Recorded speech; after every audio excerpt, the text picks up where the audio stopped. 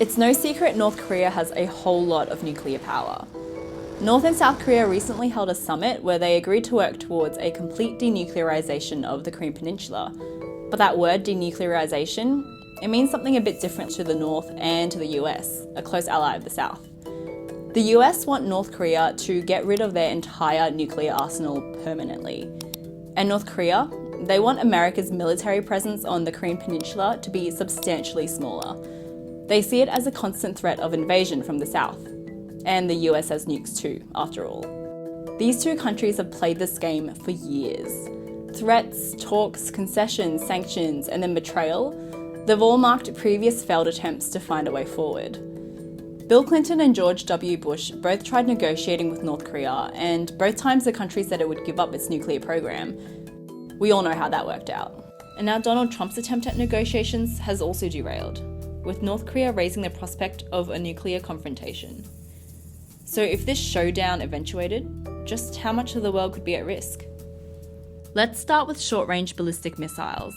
North Korea has a lot of these. They've been tested dozens of times under Kim Jong-un, and they've only failed once, which basically means they're good to go.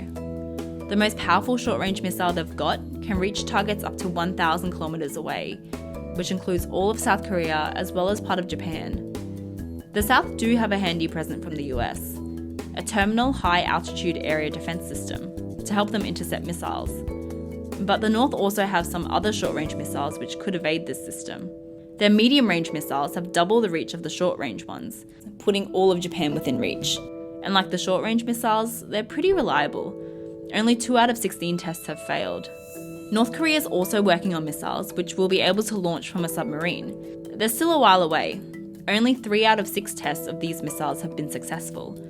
If they work, they'd have an estimated range of 1,200 kilometers, in between a short and medium-range missile. But the submarine which would carry them would only work up to 2,800 kilometers from its base at Shimpo shipyard. The next step up is the intermediate-range missile, which could hit targets up to 4,500 kilometers away.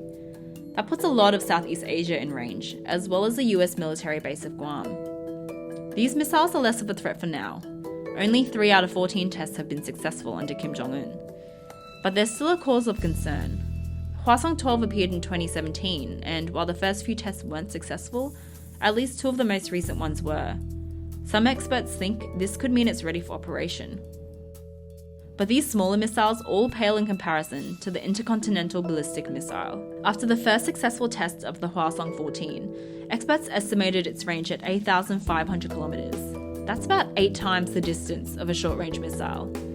It puts a lot of the world within reach, including Alaska and most of Australia.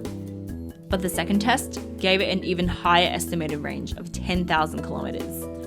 That puts all of Australia within reach, as well as LA, nearly all of Europe, and even New Zealand. New York and Washington appear to be out of range, unless you take into account the rotation of the Earth. If these missiles were fired eastward, it would put these 2 cities within reach. But we still haven't got to the most powerful missile.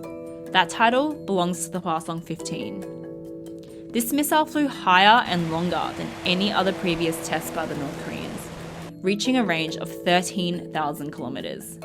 That puts all of continental US within reach. But it's important to note that the payload used in the test may have been lighter than usual. That means if the missile were to carry a heavier ammo load, it might not be able to reach this distance. And there's still a few things we're not sure about. It's not clear whether North Korea has built a re-entry vehicle that won't burn up in the atmosphere. And we're also not sure if they've been able to miniaturize a nuclear weapon to attach to one of these longer-range missiles. North Korea also have a series of space launch vehicles, which have been used to put satellites into orbits. In a 3-stage configuration, some estimates put their reach at 15,000 kilometers. But again, that's with a lighter payload. If North Korea's missiles were successful though, the only continent that would really be safe would be South America. Mar del Plata, to be precise. That's the farthest land point from North Korea. But before you start learning Spanish, remember that most of this long-range missile capability remains largely untested.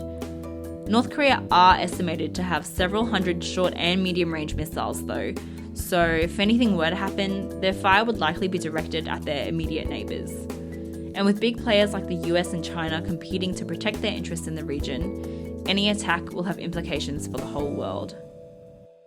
Thanks to the ABC's digital storytelling team for their amazing graphics, which we based this video on. You can check out the original article by clicking here. And if you're interested in digging deeper, you can click on the links below from the Nuclear Threat Initiative and Missile Threat, which were a huge help to us.